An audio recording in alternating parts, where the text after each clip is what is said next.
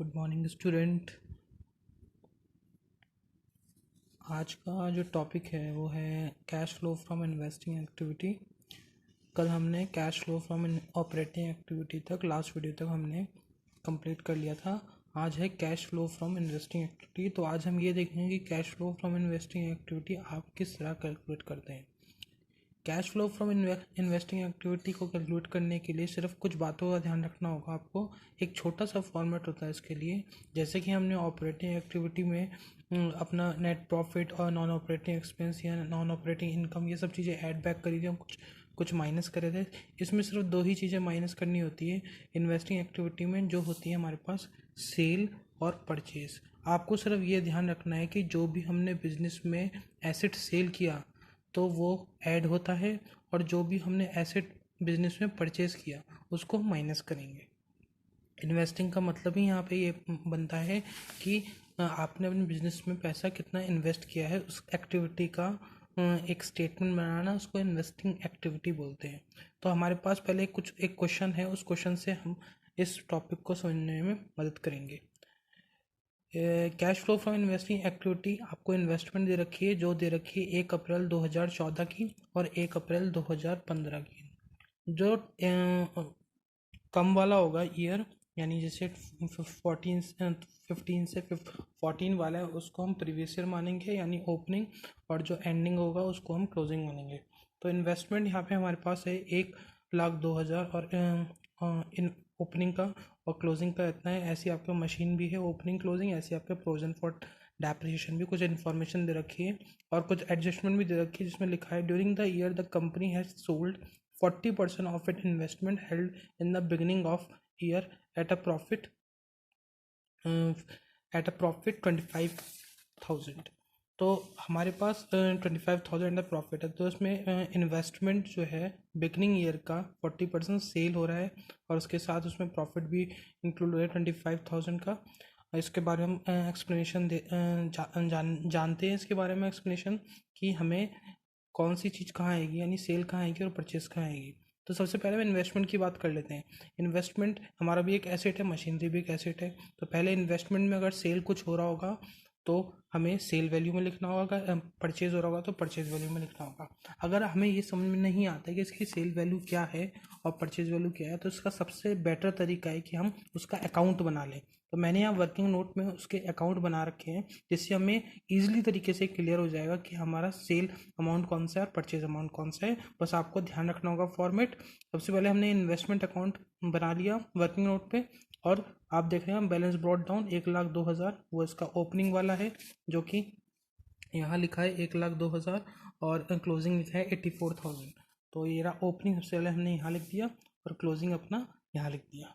ठीक है, then cell value इधर आती है और ऑब्वियसली जब सेल इधर आएगी तो परचेज इधर आएगी, प्रॉफिट इधर आता है और लॉस इधर आता है। ये कुछ बातें ध्यान रखनी होगी। सेल इधर आती है, परचेज इधर आती है, प्रॉफिट इधर आता है और आपका जो लॉस इधर आता है। तो क्वेश्चन में एडजस्टमेंट में नीचे इन्वेस्टमेंट में प्रॉफिट भी दे रखा था 25,000 रुपये का, तो प्रॉफिट को हमने प्रॉफिट की जगह पे लिख दिया। अगर लॉस होता तो यहाँ पे लिख देते उसको। और सेल हमें बता रखी थी कि 40% सोल्ड हो रही है। आप क्वेश्चन में देख सकते हैं कि 40% सोल्ड हो रही है हमारी सिर्फ, और उसमें प्रॉफिट भी इंक्लूडिंग है। तो हमने उसके ओपनिंग का 40% निकाल दिया, यानी कि जो 1,02,000 है, 1,02,000 का हमने 40% निकाल देंगे तो हमारे पास उसका वैल्यू आ जाएगी।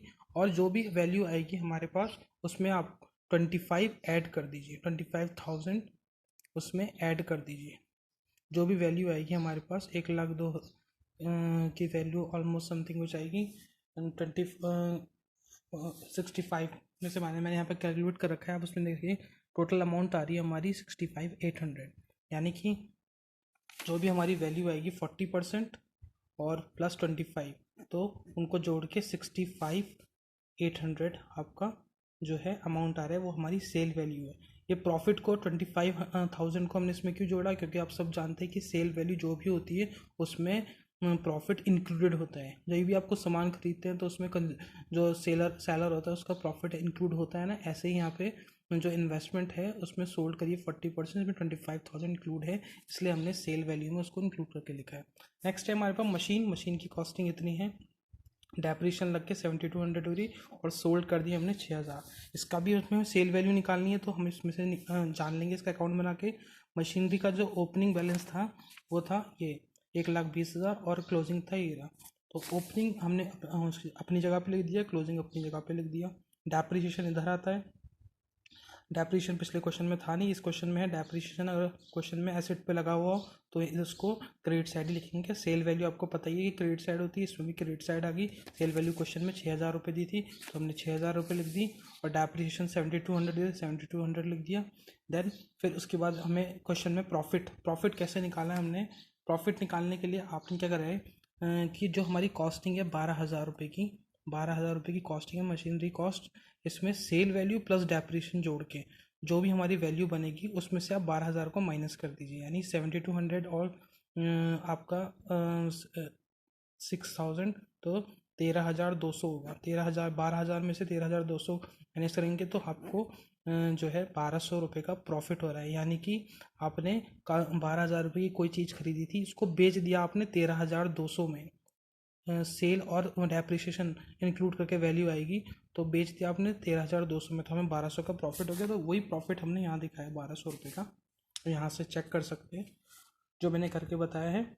और अब फिर सबको ऐड करेंगे और जिस इधर बैलेंसेस आएगा, जो बैलेंसेज आएगा वो ये हमारी परचेज वैल्यू होगी। तो हमें ध्यान रखना है कि परचेज हमें इस तरह निकालनी है और सेल हमें क्वेश्चन में गिवन है तो परचेज तरह निकालनी है। अगर परचेज क्वेश्चन में गिवन होती है तो सेल निकालनी होती है और वो इधर निकलती।